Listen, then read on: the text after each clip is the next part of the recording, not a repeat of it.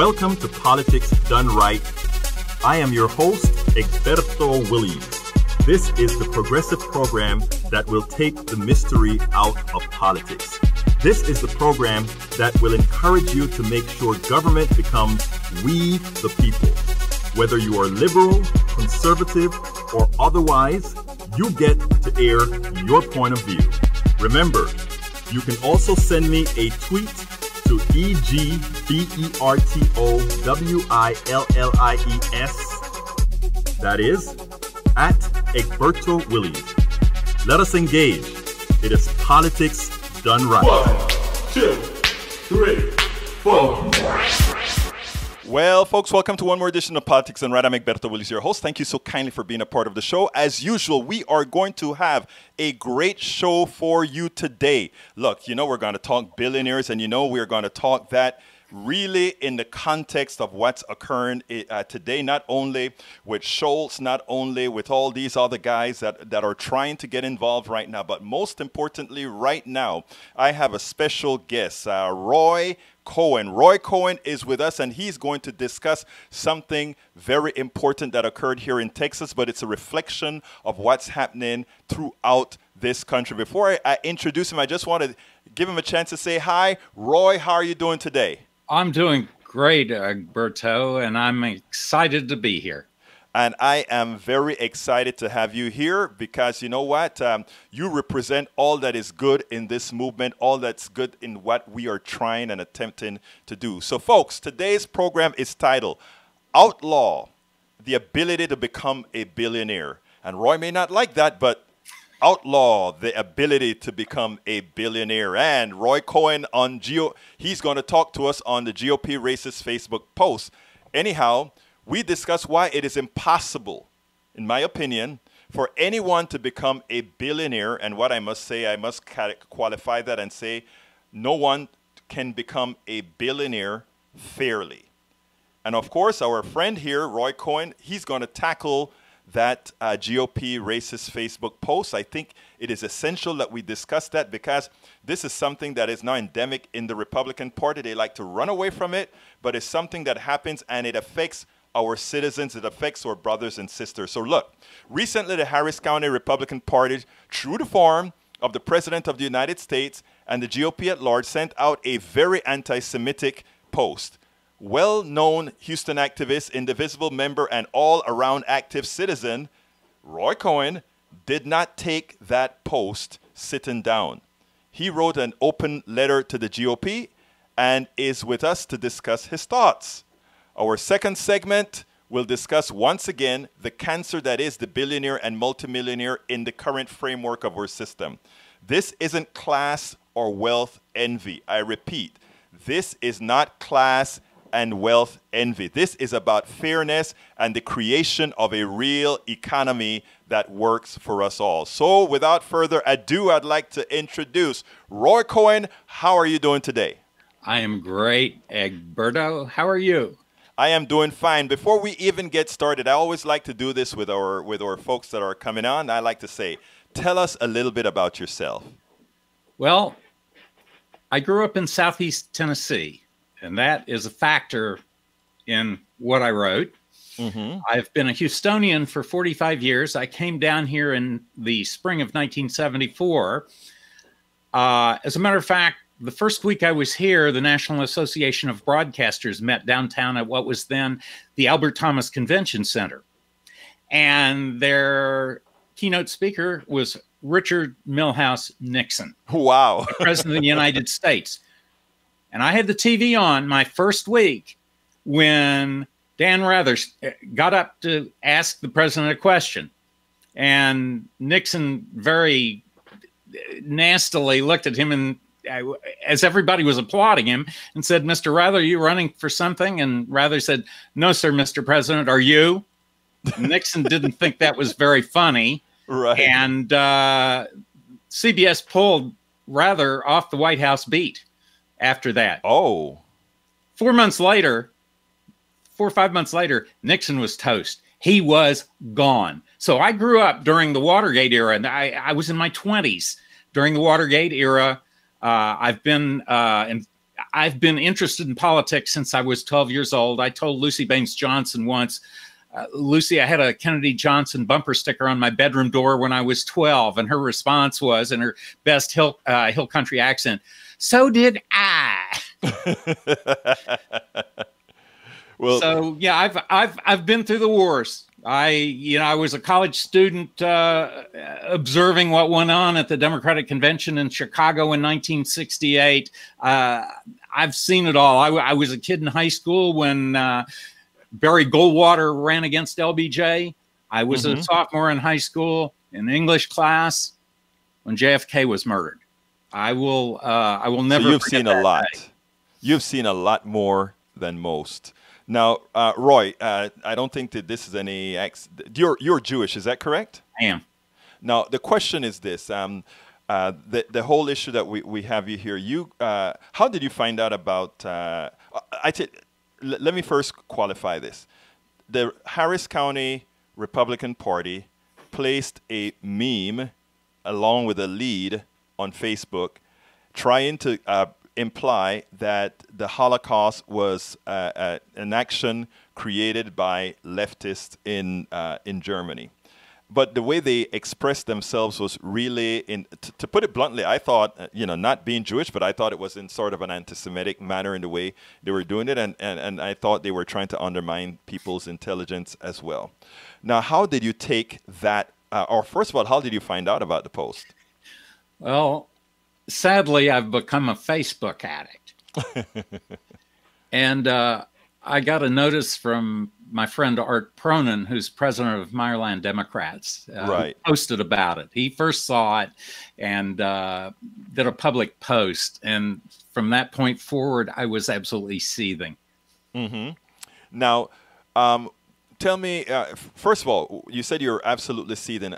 I'm at the point in my life now where I'm so used to, how should I say, so used to prejudice that it's almost for me a water off the back. Now, I want to hear from you, however, what was your feelings when you actually saw that? What were your thoughts as far as what did it really mean to you? Well, being a political junkie and being a Democrat and being an unabashed liberal, I've watched how the Republican Party has morphed over the past 20 years and how they don't debate issues honestly. They are great salespeople, and the most important sales motivation out there, motivational tool, is fear. Right. They lie, they twist reality to get people angry. And I saw this as yet another tool to get people angry.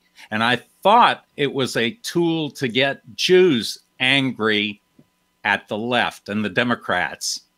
And I thought to myself, this is going to backfire. This is anti-Semitic. This goes way beyond what they think they're doing. And it's going to hit them right back in the face. Now, let me ask you this. Like I said, I think I mentioned to you off air, it seemed to me that this post was attempting to undermine the intelligence of the average Jewish person, because I mean to make the correlation between the left and the Holocaust, I thought was sort of not only that it's wrong, not only that it's implying quite the other, but that it implies that you don't know your own history. Oh, for sure. And I guarantee you, lots of people under the age of 50 or 55 don't know history.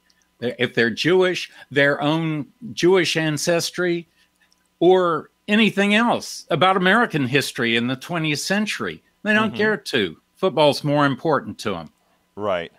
So, I mean, well, then, I tell you what, notice what I said before. Earlier I said, I am so used to the prejudice, so used to the racism right now that for me it's just, it's just water in the back and it has very little influence on me. But I mean, what you just said is sort of important, right? And that is that most people today, because they know so little history, that is a danger in regards to somehow. I think what you're actually telling me, if you are not there correcting the record, that this could actually be a party switching kind of event. In other words, if it metastasized that somehow leftward movement is what made or created the Holocaust, actually people could actually start changing their beliefs system as far as who they should be associated with. That's true. But this post was so cynical, and the Republicans who are reacting to it and defending it right now are missing the entire point. And that is 6 million Jews and 13 million people total were murdered by the Nazis. They were murderers. It was genocide. And that is not something to be used as a political tool to make a cheap point. And as for those who have read my letter to Simpson know, there are Holocaust survivors alive today. This was a slap in their faces. Oh, they can take it. It's not, a crack of a rifle butt against their head by an SS prison guard. But it's totally unacceptable. It's immoral. It's unethical. And it's cynical. These folks cannot make an honest, logical argument about policy. They have to use people. They have to use hate. They have to play to base emotions. And I almost think they enjoy it. Actually, you said some of that in your piece. Why don't you tell us a little bit more of what you said in your open letter to the Harris County Democratic Party? Because I found it quite interesting, quite necessary, and I like some of the wording that you used. So why don't you tell us a little bit about that? Well, I had it right here, and here it goes. For those of you who are just joining us, we are with Roy Cohen. Roy Cohen wrote an open letter to the Harris County Republican Party. And because of a very anti-Semitic, using the Holocaust as sort of a driver of hate post that they put out there. Go ahead, Roy. And welcome aboard, Sandra Wall-Handler. One of the things that, I went to the Harris County Republican Party website to try to post.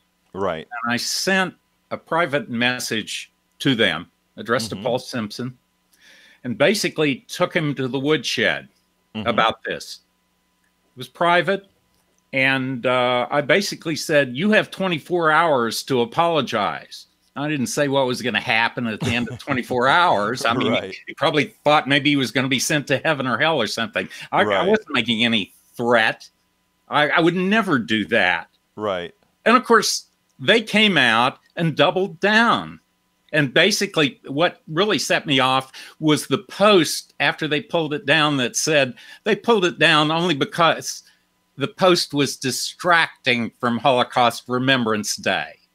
No apology, we were wrong, anything like that. So I waited, and they doubled down.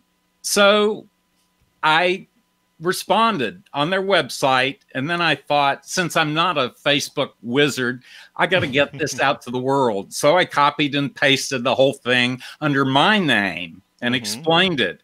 And basically I said to him, I held off posting this for 24 hours, insisting yesterday on an apology to the Jewish community. I gave you 24 hours. You didn't. You even made the situation worse by doubling down on your phony assertion. So here it is. Now, I told you earlier, I grew up in Chattanooga, Tennessee. Right.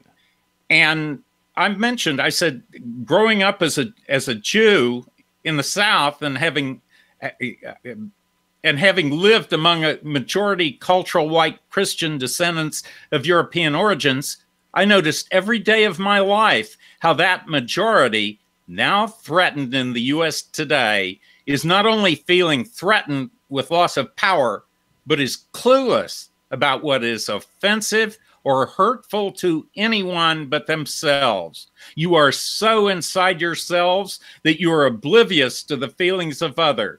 It is also behavior prohibited by Christianity.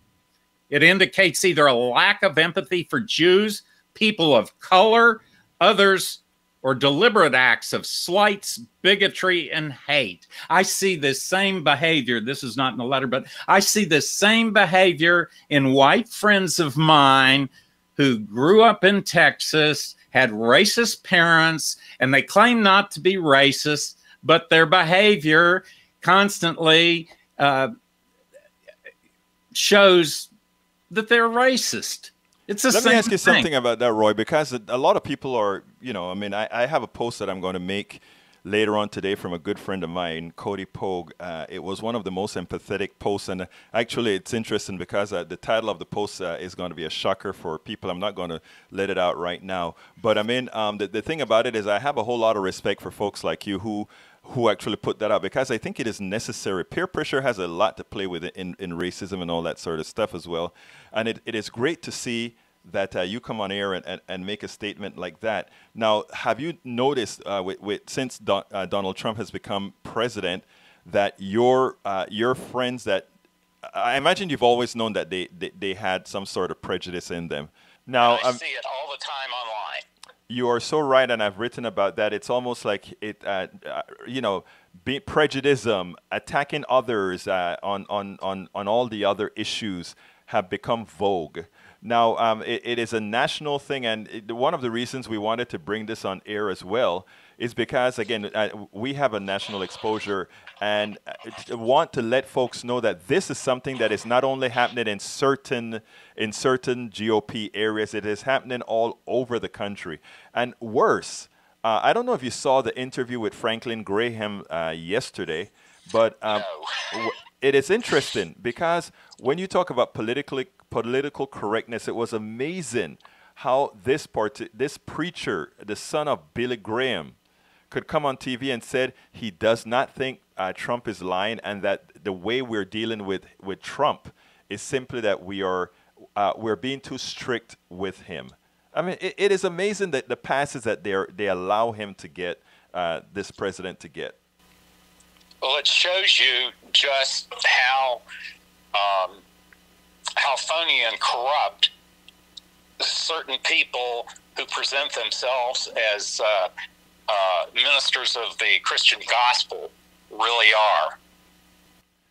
Absolutely so. But so anyhow, let's go ahead and get ready. Sort of wrap this up with you telling me what you decided. You decided to write a letter to an open letter to the party. Have you gotten any response from that open letter? What do you think? Absolutely not. They really don't care what I think. It probably had no impact on them whatsoever, except that they probably, they probably their perception of me is that I have no value whatsoever to them. Maybe they think I'm a crackpot. Well, let me tell you something, Roy. You are no crackpot, and there's something that we hadn't done for a very long time, and that is, I strongly believe whenever one is wronged, one has to push back. And one of the things that progressives in general have been very poor on is letting things slide. And I think a whole lot of what's happening right now, a lot of why we've gotten so turned to the right is because of our silence many times. So I want to say power to you and thank you for actually doing what you're doing and staying engaged to make sure things happen. Could I slip one last comment in? Absolutely. I totally agree with you, and sometimes my wife shakes her head and my son rolls his eyes, but I have posted diatribes on politicalwire.com and other places because I think that the Democratic Party for the past 30 to 40 years has been doing nothing but practicing political malpractice. Wow. They have forgotten what politics is all about, the art of persuasion. And it has taken this horror show of Donald Trump to begin waking up some people in the Democratic Party. And that's all I'll say at this point. Are you sure you're not my cousin? let me tell you why. I wrote an article that said we are committing malpractice. And it's funny because after I spoke about political malpractice, Thom Hartmann read my daily posting on political malpractice and did a whole story on his daily show on it. So here you are, Roy Cohen talking about political malpractice, Thom Hartmann and Egberto Willies. Hey, we must all be cousins. Must be. I will tell you, because of my sales background, and no, I don't have a degree in business. There's an aspect of politics that is business. Right. It's not about profit and loss. It's and government is not a business, but a political candidate is a product, and you have to sell and market properly. You have to message properly, and you have to do market research before you kick off that campaign. And it's about selling. And the Democrats were clueless about it for about a 40-year period of time. Since and Reagan. They're just beginning to figure it out now. Yeah, I'm saying since Reagan, but it's not really since Reagan. It's since the Carter era of being very nice, you know. Yes. So you're absolutely right about that. Well, look, Senor Roy Cohen, thank you so kindly for having been a part of Politics Done Right. Thank you for what you're doing. And folks, for those of you who don't know, Indivisible Houston is one of the progressive organizations in Houston that has been very effective. I mean, to put it bluntly, it played a major part, as well as other organizations, in turning Harris County blue. You are looking at one of the people here in Roy Cohen who has helped that organization, who has volunteered with that organization and done a whole lot of work with that organization. So for that, we thank you, Mr. Roy Cohen. Thanks so much, Egberto, for having me on today. You have a wonderful day. You take care, my friend. Take care. Bye-bye. Folks, every now and then you get those things where as caller, I'm going to be coming to you in a second.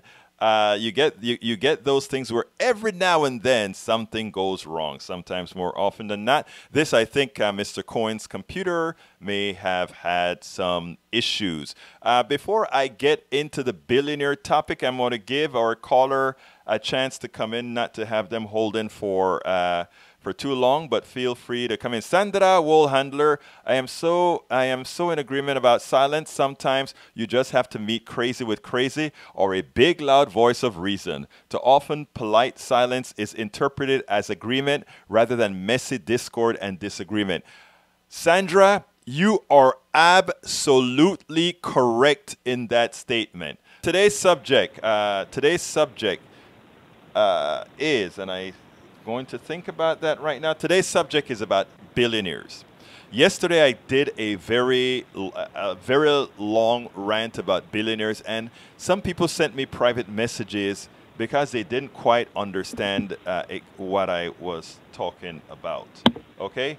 They thought, it is hard because many people think when you come out against billionaires or multi-millionaires, we're talking about either envy or you want to be a communist or something like that. And what I want to do is go over in detail a few things. But beforehand, the blog of the week today isn't mine. The blog of the week was written by a woman, Emily Peck. It's a Huffington Post article. I wanted to read this one because it's not me. Okay? That's the real reason I wanted to do this one. So, without further ado, what time it is? It's time for the weekly blog post. Okay, my friend. And here it goes. Here it goes. Here it goes. Here it goes. The title of the article is, Should Billionaires Even Exist? Subtitle is, Alexandria Ocasio-Cortez and Elizabeth Warren believe some Americans have too much money and they're not alone. Who's the author of this piece? Emily Beck. Why am I putting it here on the air?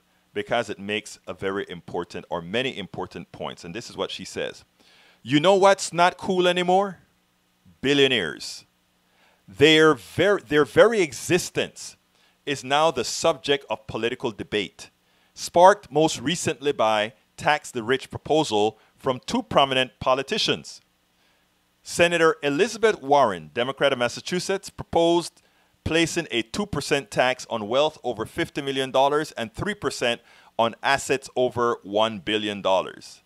Representative Alexandria Ocasio-Cortez, Democrat of New York, said she wants to increase the marginal tax rate on those earning more than $10 million a year. Let me qualify that for you, folks, because my contention is that's not even really enough. And why am I saying that? Put it this way. If the wealth of the wealthy grows on average 5 to 7% per year, and the economy grows at 2.5% a year, that means the wealth of the rich continues to grow, and since it's a closed economic model, continues to take up more of everybody else's worth. So if you allow capital to grow for the rich at 7% and you're only taxing 2 to 3% per year, that means they are still growing their wealth relative to the rest of the economy. I think a better thing to do would be, after a certain amount of wealth accumulated, to index that growth to the economic growth and ensure that it's a bit less than the economic growth, so that over time, that ill-gotten gains is repatriated into the economy where it rightfully belongs. We can talk about that a little bit later, and folks can write a little bit later, because it seems like we're having blog talk issues. They can't hear me, so I've got to fix that. Maybe not online. So understand what I'm saying. If you don't understand what I said, you can put a question into the Facebook page under the video, and I'll get to it. So look, going back to the article, their ideas went viral, starting a mainstream conversation about inequality and wealth. This kind of talk has always existed among a certain group of hardcore progressives and left-leaning economists. But heading into next year's presidential election, the idea that the super rich should pay their fair share is gaining real momentum. Marshall Steinbaum, a research director at the left-leaning Roosevelt Institute, has advocated taxing the rich at higher rates for years.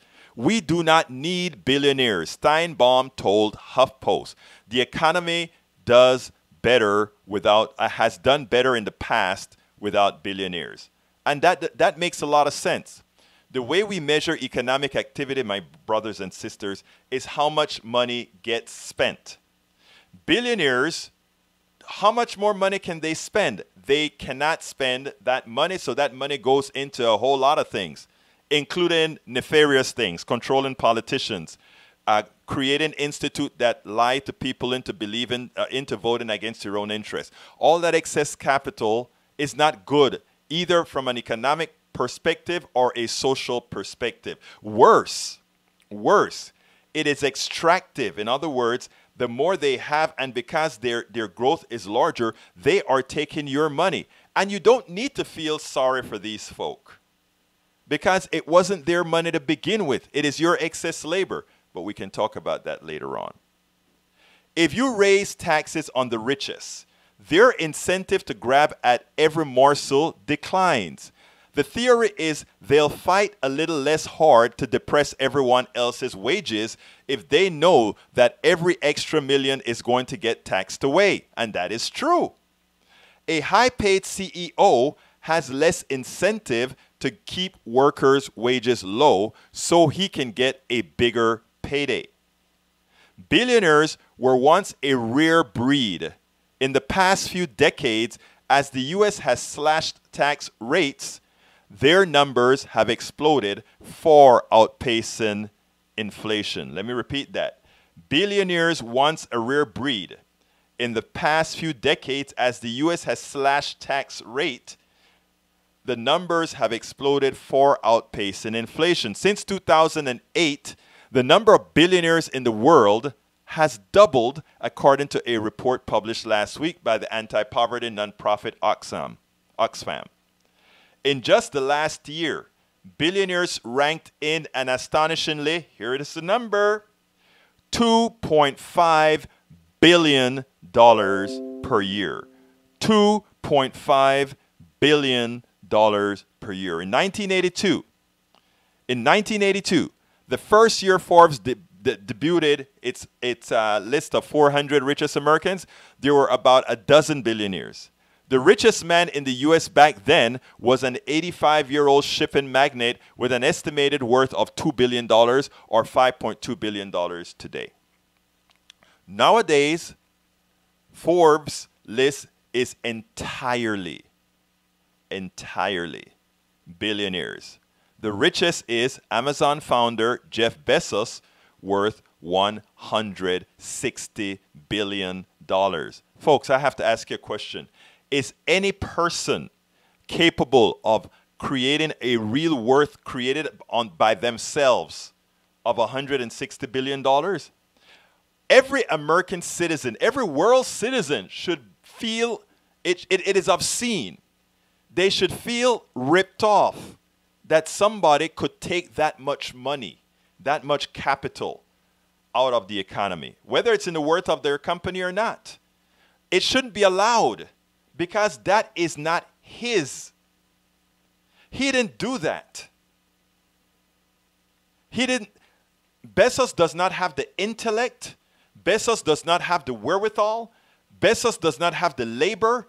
Bezos does not have the capacity as an individual to be worth $160 billion. That is money that all his employees, the ones that are on welfare, the ones that are underpaid, the ones that are semi-highly paid, that is money that really they created. That is capital that they created, yet they don't get to partake of that spoil. And it's not because Bezos is a bad guy. I don't have anything against Bezos, the individual, the person. It's because we have an economic system that allows for the uneven and poor distribution of wealth. Let's use teachers as an example. Teachers, the people who move knowledge forward, the people who allowed Bezos to have the somewhat intellect within the financial networks to amass that amount of money, they don't make a minute fraction of what he's worth, yet he came to them during his formative years. There is an uneven, a wrong distribution of capital in this country. It is not only wrong, it is unfair, it is immoral, it is unethical.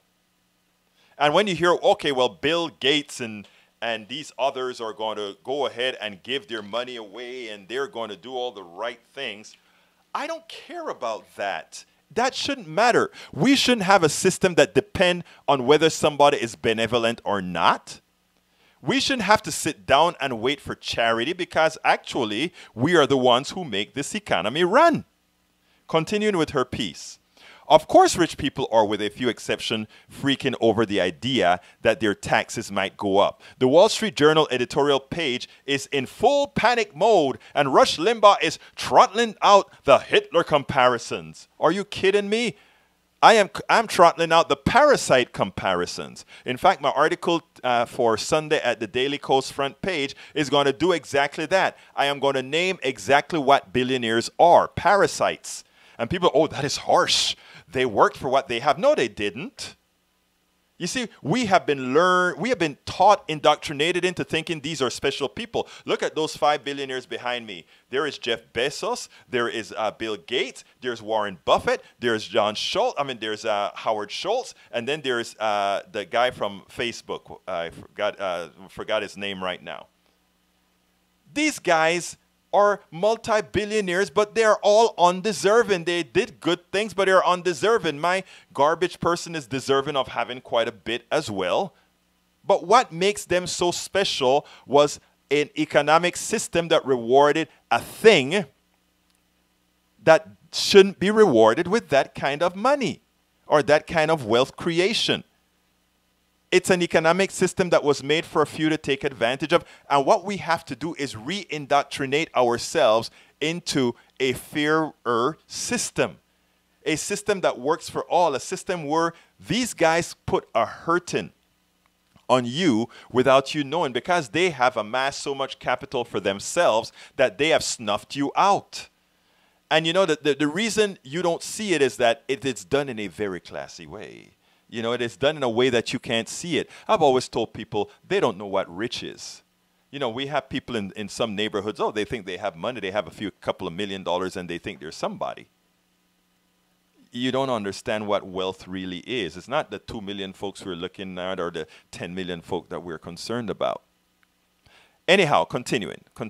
Billionaire presidential hopeful Howard Schultz, the former Starbucks CEO, is so panicked about higher taxes on the rich that he decided to abandon the Democratic Party and run as an independent. He said in an interview with CNBC, let me give you a little cheat of what I'm going to say on my article at Daily Kos. One of the reasons he's running is not to win, is to ensure Democrats lose, but he can't say that. He wants to ensure Democrats lose to ensure that once again, he can hold on to his capital, and the Democrats, the progressives that are taking over the Democratic Party, cannot get to his money. That's the whole deal why he's running. So he can talk about thinking he can win. He doesn't want to win.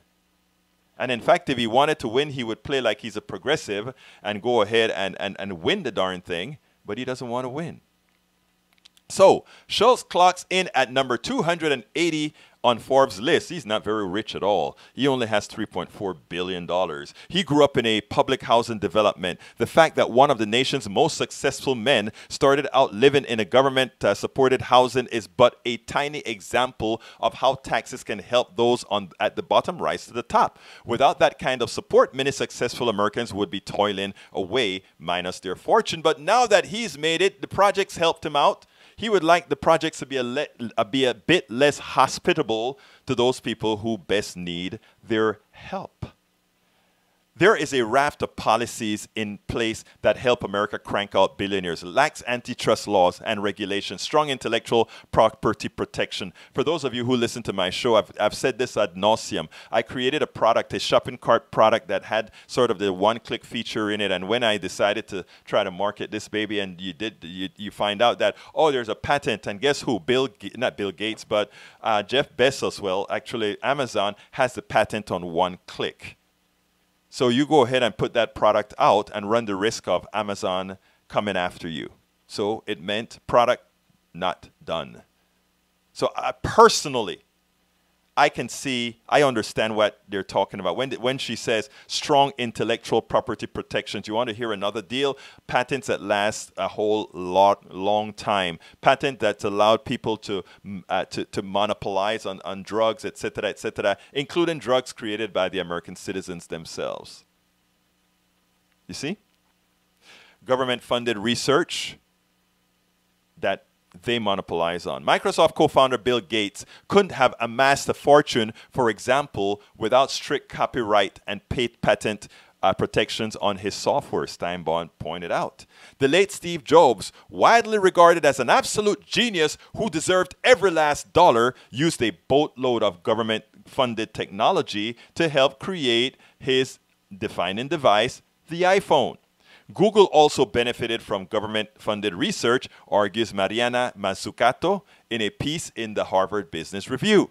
Over the years, U.S. taxpayers have been very good to Apple, she writes, adding that in return, the Cupertino, California computer maker and other tech companies have done everything they can to get out of paying taxes and paying it forward. Think about it. Apple, I think it was, who's hiding money in Ireland, if I recall correctly.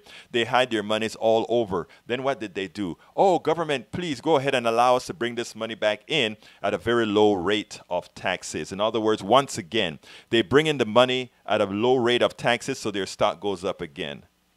So the folks make money by not paying taxes, and they make money by the appreciation of the stocks. Oh, so the billionaires deserve everything that they get. Tell me what financial instrument is good for the person who's working at McDonald's that allow them to get out of their condition? What financial instrument is there for the person who sweep floors, who somehow want to get ahead, want to somehow get some time to go to school? What financial instrument is there for the engineer with 4 kids who has to work that engineering job for a plutocrat and can't move because he knows he can't get health care anywhere else? You see? They don't have the perks. The billionaires do. And one of the reasons we shouldn't have billionaires as well is because they can pay the politicians to ensure that those perks remain. So this isn't wealth envy. This isn't rich envy. This is saying that the wealthy is a self-fulfilling prophecy for themselves. And to do so, they hold you down. They hold you down. There are exceptions. Warren Buffett famously wrote about his light tax burden as compared to his secretary, for example. But Chris Sacca, a retired venture, I want to talk about Warren Buffett a little bit afterwards because I don't want to completely give Warren Buffett a pass. But anyhow, Warren Buffett famously wrote about his light tax burden. Chris Sacca, a retired venture capitalist estimated to be worth about $1 billion and known for his early investments in Twitter and Uber, tweeted his tentative support for Warren's wealth tax last week. Very lucky guy here who got rich in part thanks to public schools, access to health care, weighing in to say that Warren's proposal to put 2 to 3% annual tax on wealth over $50 million is extremely and radically reasonable. Wow, thank you very much, Chris Sacca, a billionaire that makes sense.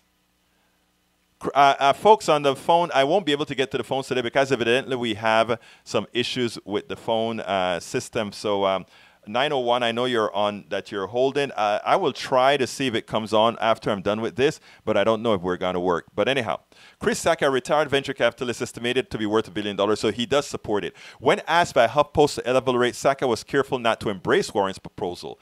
So he stepped back.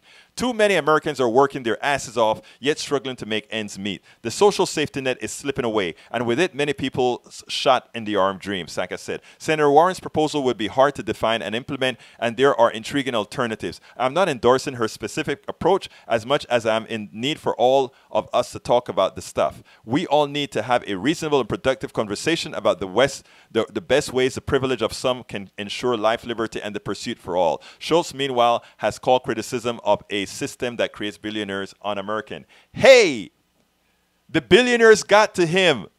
You see, he comes out and he says, her system is not radical, it's very radical but reasonable.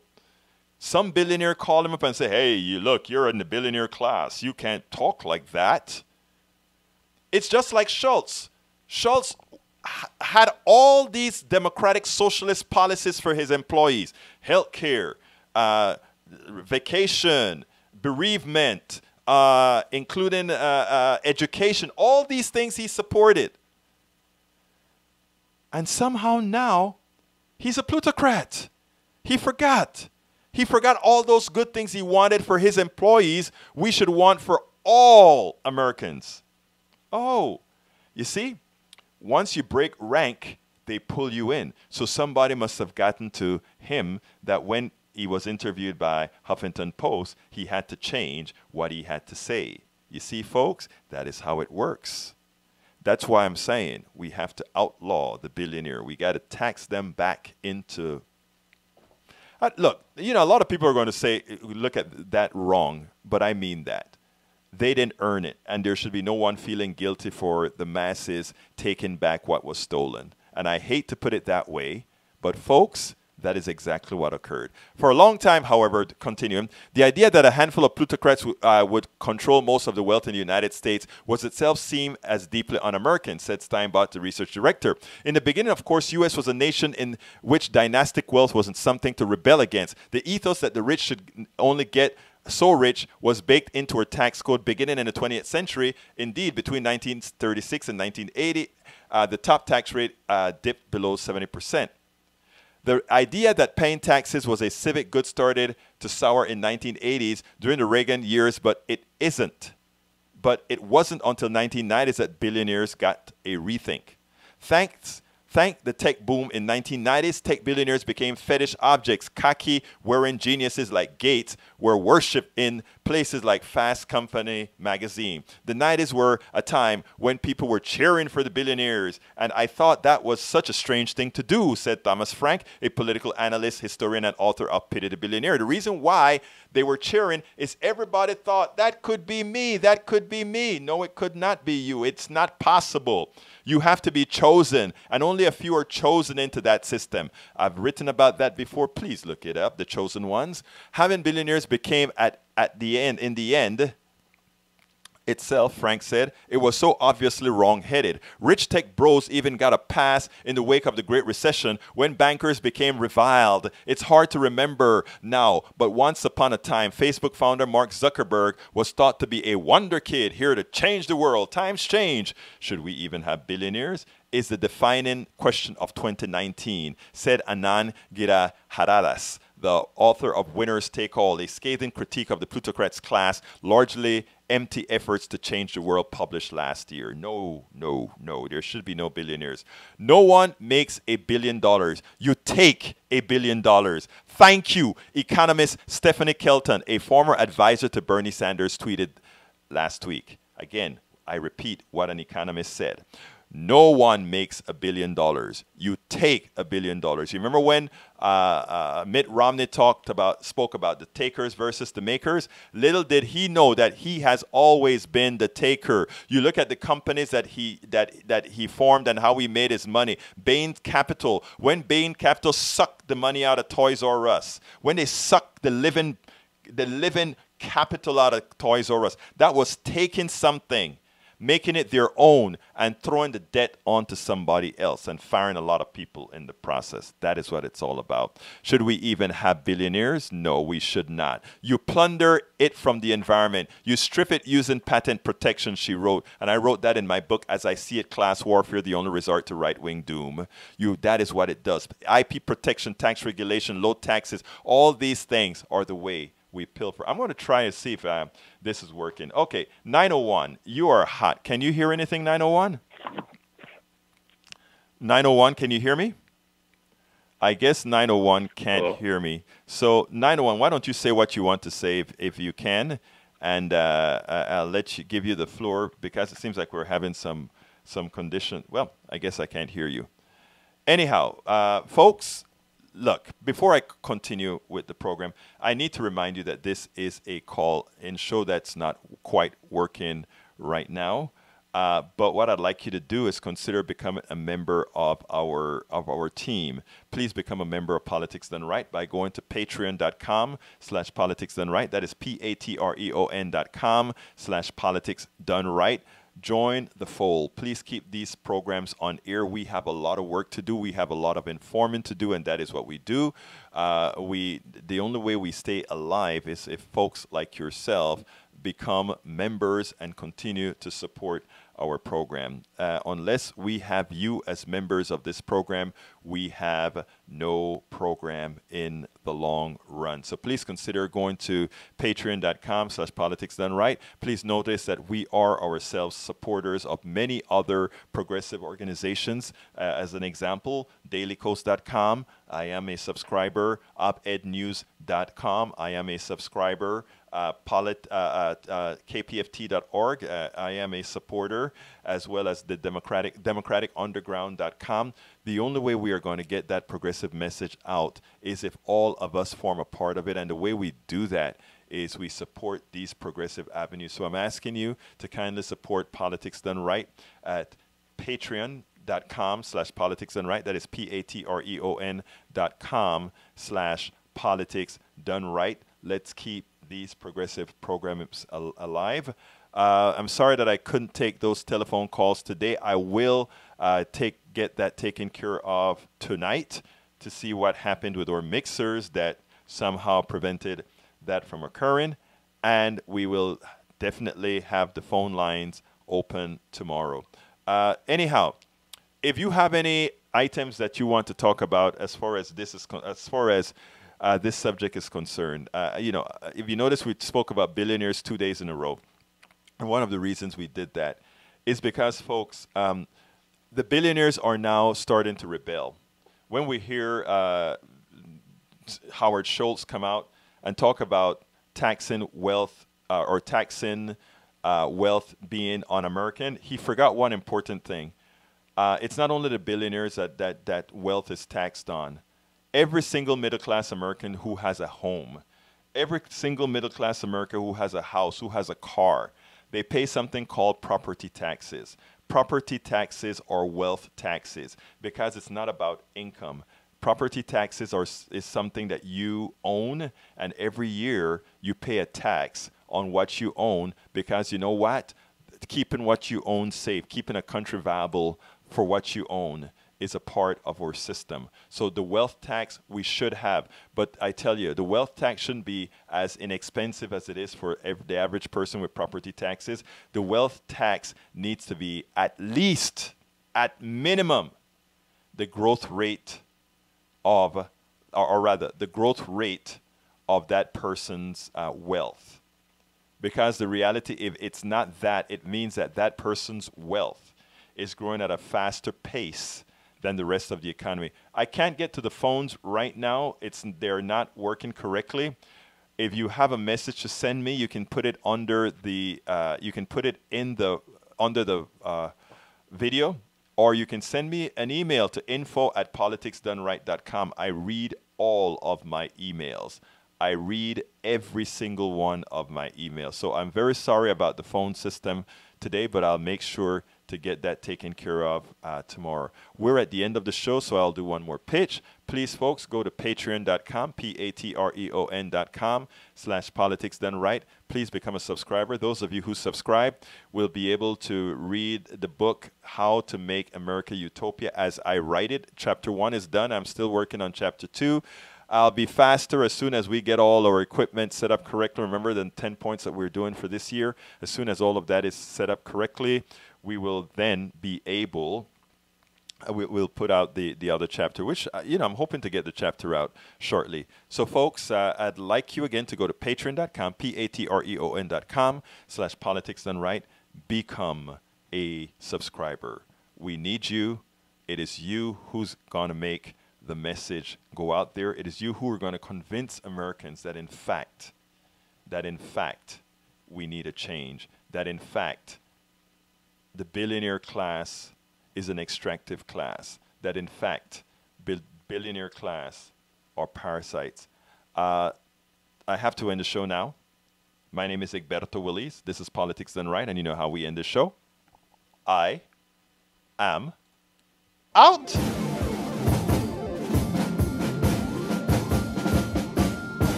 Welcome to Politics Done Right. I am your host, Egberto Willies. This is the progressive program that will take the mystery out of politics. This is the program that will encourage you to make sure government becomes we the people. Whether you are liberal, conservative, or otherwise, you get to air your point of view. Remember, you can also send me a tweet to EGBERTOWILLIES. That is at Egberto Willies. Let us engage. It is Politics Done Right. 1, 2, 3, 4.